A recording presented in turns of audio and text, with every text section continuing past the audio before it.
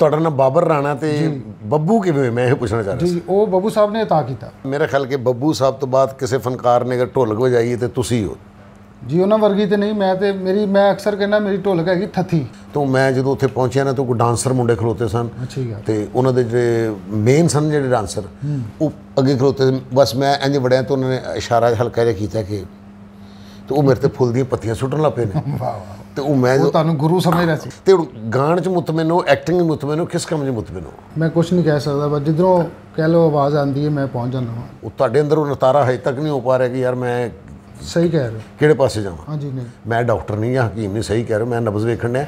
ਸਜਨ ਮੇਰਾ रूठा सजन रूठा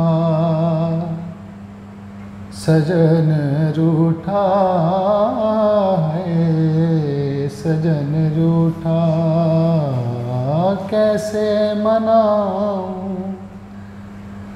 कैसे मनाऊं समझत आवे ना है सजन रूठा। पीर दा सब तो महंगा मुरीद तुहाडे वर्गा हुंदा। हम साहब वारी बड़ा यानी कि उल्टा लटकाई रखिया अब्बा जी ने।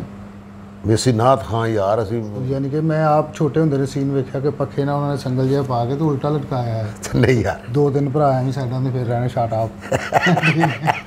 एक दिन मैनूं कहंदे ने तू किहड़ा राणा है उस्ताद जी? अच्छा जी। कहंदे तू वो राणा जिहड़ा मैं ड्रामे 'च नहीं कीता। अच्छा। चंगा पहला राणा सी मैं उड़ पुड़ जाना सोचिया सी ढोलकी नूं हथ नहीं लाना इस लांती ने रौला पाया मरासी हो गया।